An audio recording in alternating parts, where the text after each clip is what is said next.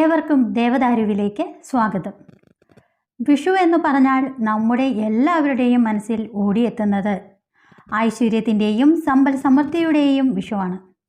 വിഷുക്കണിയും വിഷു സദ്യയുമൊക്കെ ആണ്. ഇന്ന് ഞാൻ നിങ്ങളുമായിട്ട് പങ്കുവയ്ക്കാൻ പോകുന്ന വിഷയം കണി ഒരുക്കേണ്ട രീതിയും എന്തൊക്കെ സാധനങ്ങൾ വേണം കണി ഒരുക്കുവാൻ വേണ്ടി, എന്തൊക്കെ വസ്തുക്കൾ കണി ഒരുക്കുവാൻ ഉപയോഗിക്കരുത്, ഇങ്ങനെയുള്ള കുറേ എനിക്കറിയാവുന്ന കാര്യങ്ങളാണ്. അപ്പോൾ നമ്മൾ കണി വയ്ക്കുവാൻ വേണ്ടി വിളക്ക് തെളിയിക്കേണ്ടത് ഏത് ദിശയിലേട്ടാണ്, വിഗ്രഹം ഏത് ദിശയിൽ വയ്ക്കണം, അങ്ങനെ കുറച്ച് കാര്യങ്ങളാണ് ഞാൻ നിങ്ങളുമായിട്ട് പങ്കുവയ്ക്കാൻ പോകുന്നത്. അപ്പോൾ പണ്ട് കാലം തൊട്ട് അമ്മമാരെ കുളിച്ച് ശുദ്ധിയായി കണി ഒരുക്കി കുഞ്ഞുമക്കൾ തൊട്ട് മുതിർന്നവർ വരെയുള്ളവരെ കണി കാണിക്കാൻ അതിരാവിലെ വിളിച്ചുണർത്തി കണി കാണിച്ച കാലമുണ്ടായിരുന്നു. ഇന്ന് കുറച്ചൊക്കെ മാറ്റങ്ങൾ വന്നിട്ടുണ്ട്. ഇന്ന് എല്ലാ സാധനങ്ങളും ഏകദേശം ചക്ക മുതൽ കണിക്കുന്ന പൂ വരെ വാങ്ങുവാൻ മാർക്കറ്റിൽ കിട്ടുന്ന കാലമാണ്. മക്കൾ പലരും വിദേശ രാജ്യങ്ങളിലാണ്. അമ്മമാർ വിഷുവിൻ്റെ അന്ന് രാവിലെ കുളിച്ച് ശുദ്ധിയായി കണി ഒരുക്കി വീഡിയോ കോൾ വിളിച്ച് കണി കാണിക്കുന്ന ഒരു കാലമാണ് ഇപ്പോൾ. അപ്പോൾ ഞാൻ പറഞ്ഞു വരുന്നത് എന്താണെന്ന് വെച്ചാൽ, കണി ഒരുക്കുവാൻ എങ്ങനെയുള്ള വസ്തുക്കളാണ് ഉപയോഗിക്കേണ്ടത് എന്നാണ്. അമ്മമാർ നമുക്ക് പണ്ട് തൊട്ടേ പറഞ്ഞു തന്നിട്ടുണ്ട്. എങ്കിലും ഞാൻ എനിക്കറിയാവുന്ന കുറേ കാര്യങ്ങൾ പറയാം. കണി ഒരുക്കാൻ ഏതൊക്കെ സാധനങ്ങളാണ് വേണ്ടത്, ഞാൻ പറയാൻ പോകുന്നത് ഏതൊക്കെ സാധനങ്ങൾ കണി ഒരുക്കുവാനായിട്ട് വയ്ക്കാൻ പാടില്ല എന്നാണ്. അതായത് കുറച്ച് സാധനങ്ങൾ, ഇപ്പം നമ്മൾ കുറേ പഴങ്ങളും ഒക്കെ നമ്മൾ കണി ഒരുക്കുവാൻ വേണ്ടി ഉപയോഗിക്കും. അപ്പോൾ ഞാൻ ഈ പറയാൻ പോകുന്ന ഈ കുറേ സാധനങ്ങൾ ഒരിക്കലും കണി വയ്ക്കുവാനായിട്ട് ഉപയോഗിക്കരുത്. അഥവാ വെച്ചാൽ തന്നെ സർവനാശവും കുടുംബം വരെ മുടിയാനിടയാവും ഒക്കെ ചെയ്യുന്ന കാരണങ്ങളാണ്. അതുകൊണ്ട് ദയവായി ഞാൻ പറയുന്നത് ശ്രദ്ധിച്ച് കേൾക്കുക. കണി ഒരുക്കുമ്പോൾ നമ്മുടെ ചെറിയൊരു ശ്രദ്ധക്കുറവ് മതി ആ ഒരു വർഷത്തെ ഐശ്വര്യം മൊത്തം ഇല്ലാണ്ടാവാനായിട്ട്. നമ്മൾ നല്ലൊരു വിഷുക്കണി ഒരുക്കി കണി കാണുകയാണ്. സാക്ഷാൽ ഗുരുവായൂരപ്പനെ തന്നെ കണി കണ്ട് ഉണർന്ന ഒരു നല്ല വർഷം നമ്മളങ്ങനെ തുടങ്ങുകയായിരിക്കും. പക്ഷേ ഈ ഒരു ചെറിയ കാര്യം മതി ശ്രദ്ധിക്കാതെ വന്നാൽ, അങ്ങനെ ശ്രദ്ധിക്കാതെയാണ് കണി ഒരുക്കിയെങ്കിൽ ഒരു സമ്പൽ സമൃദ്ധിയും ഒരു വർഷം നമുക്ക് ഉണ്ടാവാനായിട്ട് ചാൻസേ ഇല്ല. എന്തുകൊണ്ടാണ് ഇത് സംഭവിക്കുന്നത്? എന്ത് തെറ്റാണ് നമ്മുടെ ഭാഗത്തു നിന്നും വരുന്നത്? അതായത് കണി ഒരുക്കുമ്പോൾ ഈ ഒരു തെറ്റ് ചെയ്യുന്നുണ്ടെങ്കിൽ ഒരിക്കലും ഇത് ആവർത്തിക്കാതിരിക്കാനായിട്ട് മുന്നോട്ട് ശ്രദ്ധിക്കുക. ഞാൻ പറയുന്ന കാര്യങ്ങൾ വളരെ ശ്രദ്ധയോടെ കേട്ട് ഈ വർഷത്തെ കണി ഒരുക്കുക. അങ്ങനെ ചെയ്താൽ വളരെ നല്ല ഐശ്വര്യവും സമ്പൽ സമൃദ്ധിയുമുള്ള ഒരു വർഷമായിരിക്കും നമുക്ക് വരാൻ പോകുന്നത്. ആദ്യം തന്നെ ശ്രദ്ധിക്കേണ്ടത് എന്തെന്നാൽ, നമ്മൾ കണി ഒരുക്കുമ്പോൾ കൂടുതലും കായ്കനികളാണ്, അതായത് പഴവർഗ്ഗങ്ങളും പച്ചക്കറികളും, ചക്ക മുതൽ മാങ്ങയും തേങ്ങയും നാളികേരവും ആപ്പിൾ, ഓറഞ്ച് മുതലായ കുറേ പഴവർഗ്ഗങ്ങളാണല്ലോ നമ്മൾ കണി ഒരുക്കുവാനായിട്ട് പ്രത്യേകം വയ്ക്കുന്നത്.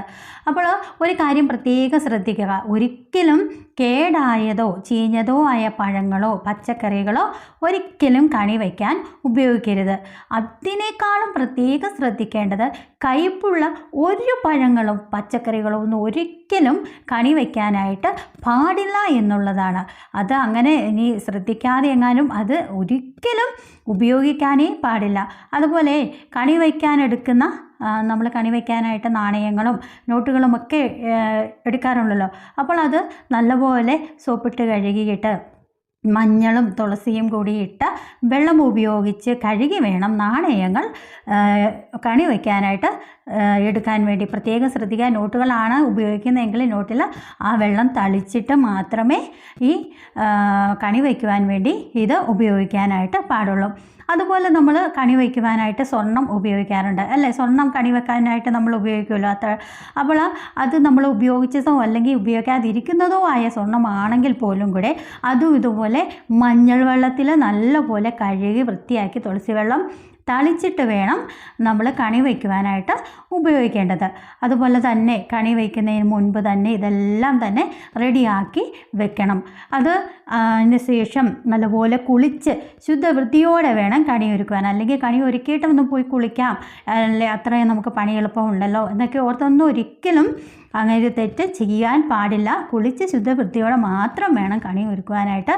അതുപോലെ തന്നെ നമ്മൾ ഉപയോഗിക്കുന്ന കണിക്കുന്ന പൂവ്, അപ്പോൾ മാർക്കറ്റിലൊക്കെ കണിക്കുന്ന പൂവുകളൊക്കെ 2-3 ദിവസം മുമ്പ് തന്നെ നമുക്ക് ലഭിക്കാറുണ്ട്. അപ്പോൾ അങ്ങനെ വാങ്ങിക്കുന്ന കണിക്കുന്ന പൂവിൽ ചിലത് ചീഞ്ഞതോ അഴുകിയതോ ഒക്കെ ആവാം. അതൊക്കെ മാറ്റി നല്ല വൃത്തിക്ക് വേണം കണി വയ്ക്കുവാനായിട്ട്. ഈ കണിക്കുന്ന കിട്ടാനായിട്ട് ഇല്ലെങ്കിൽ, കണിക്കുന്നത് ഇപ്പോൾ നമുക്കെല്ലാവർക്കും ഒന്നും കണിക്കൊന്നും കിട്ടാനായിട്ട് ചാൻസ് ഇല്ല. അപ്പോൾ അഥവാ ഇല്ലെങ്കിൽ ഭഗവാന് പ്രിയപ്പെട്ട നിറമായ മഞ്ഞ നിറത്തിലുള്ള പുഷ്പങ്ങൾ വെച്ച് കണി ഒരുക്കുക. അത് വളരെയധികം ഫലം നമുക്ക് ഐശ്വര്യവും ഒക്കെ നേടിത്തരും. അതുപോലെ കണി ഒരുക്കാനായിട്ട് ഉപയോഗിക്കുന്ന വാൽക്കണ്ണാടിയാണ് നമ്മൾ കണി ഒരുക്കുവാനായിട്ട് ഉപയോഗിക്കുന്നത്. ആ വാൽക്കണ്ണാടി ഒരിക്കലും പൊട്ടിയതോ കേടുപാടുകൾ വന്നതോ ആകരുത്. അത് വളരെയധികം ദോഷം ചെയ്യുന്ന കാര്യമാണ്. അതുപോലെ തന്നെ ഏറ്റവും പ്രധാനപ്പെട്ട മറ്റൊരു കാര്യമാണ്, നമ്മൾ ശ്രീകൃഷ്ണ വിഗ്രഹമോ ഫോട്ടോയോ ഒക്കെയാണ് കണി വയ്ക്കുവാനായിട്ട് ഉപയോഗിക്കുന്നതെങ്കിൽ അതിന് ആ വിഗ്രഹത്തിനോ ഫോട്ടോയോ കേടുപാടുകൾ സംഭവിച്ചിട്ടുണ്ടോ എന്ന് വിഷുവിന് മുമ്പ് തന്നെ നേരത്തെ അത് നോക്കി ഉറപ്പിക്കണം. അഥവാ അങ്ങനെയാണെങ്കിൽ തന്നെ അത് മാറി പുതിയത് വാങ്ങുവാനായിട്ട് പ്രത്യേകം ശ്രദ്ധിക്കുക. അങ്ങനെയുള്ള ഒരു ഫോട്ടോയോ വിഗ്രഹമോ ഒന്നും കണി വയ്ക്കുവാനായിട്ട് ഒരിക്കലും ഉപയോഗിക്കാൻ പാടില്ല. അതുപോലെ തന്നെ നമ്മൾ ഉപയോഗിക്കുന്ന ഓട്ടുരുളി, കണി വയ്ക്കുവാനായിട്ട് നമ്മൾ എല്ലാ വീടുകളിലും ഉപയോഗിക്കുന്നത് ഓട്ടുരുളിയാണ്. അത് നല്ലപോലെ വാളം പുളിയിട്ട് കഴുകിയിട്ട് നല്ല ഒരു ഡിഷ് വാഷ് ഉപയോഗിച്ച് വൃത്തിയായിട്ട് കഴുകി വേണം. കാരണം വാളം പുളി എന്ന് പറയാം, ആ പുളിയിൽ ലക്ഷ്മി ദേവിയുടെ സാന്നിധ്യം, അല്ലെ ലക്ഷ്മി ദേവി പുളിയിൽ വസിക്കുന്നു എന്നാണ് പുരാണങ്ങളിൽ പറയുന്നത്. അപ്പോൾ ലക്ഷ്മി ദേവി എന്ന് പറയുന്നത് മഹാവിഷ്ണുവിൻ്റെ പത്നിയാണ്. അപ്പോൾ നമുക്ക് ആ ഒരു പുളിയിട്ട് കഴുകുന്ന ആ ഒരു ഓട്ടുരുളിയിൽ കണി വയ്ക്കുന്നത് നമുക്ക് കൂടുതൽ ഫലവും ഐശ്വര്യവും ഒക്കെ വന്നു ചേരാനായിട്ട് ഇടയാകുന്ന ഒരു കാര്യമാണ്. അതുപോലെ തന്നെ കണി വയ്ക്കുന്ന ആ ഒരു സാധനങ്ങളുടെ കൂട്ടത്തിൽ മഞ്ഞപ്പട്ടും മയിൽപീലിയും ഓടക്കുഴലും മഞ്ചാടിക്കുരുവുമൊക്കെ ഒരു പാത്രത്തിൽ വയ്ക്കുന്നത് സർവ്വ ഐശ്വര്യം ലഭിക്കുന്നതിന് ഉത്തമമായ ഒരു കാര്യമാണ്. അപ്പോൾ പ്രത്യേകം ശ്രദ്ധിക്കേണ്ട കാര്യം എന്ന് പറയുന്നത്, ഭഗവാന്റെ വിഗ്രഹത്തിനോ ഫോട്ടോയ്ക്കോ വിള്ളലോ പൊട്ടലോ ഉണ്ടെങ്കിൽ അത് വിഷുവിന് മുൻപായിട്ട് തന്നെ മാറി പുതിയത് വാങ്ങാനായിട്ട് പ്രത്യേകം ശ്രദ്ധിക്കണം. ഒരിക്കൽ കൂടി പറയുകയാണ്. അതുപോലെ തന്നെ കണിക്കുന്ന പൂവിനൊപ്പം ഒരല്പം മുല്ലപ്പൂ വയ്ക്കുന്നത് ഭഗവാന് വളരെ പ്രിയപ്പെട്ട കാര്യമാണ്. അത് ഒട്ടുമിക്ക വീടുകളിലും ഇങ്ങനെ ചെയ്യുന്നുണ്ട്. അത് അവർക്ക് അതിൻ്റെതായ ഐശ്വര്യവും വന്നു ചേരുന്നുണ്ട്. എല്ലാവർക്കും ഒന്നും അറിയത്തില്ലാത്ത കാര്യമാണിത്. അതുകൊണ്ട് പ്രത്യേകം ശ്രദ്ധിക്കാനായിട്ട് ഇത് വയ്ക്കുവാനായിട്ട് ശ്രമിക്കുക.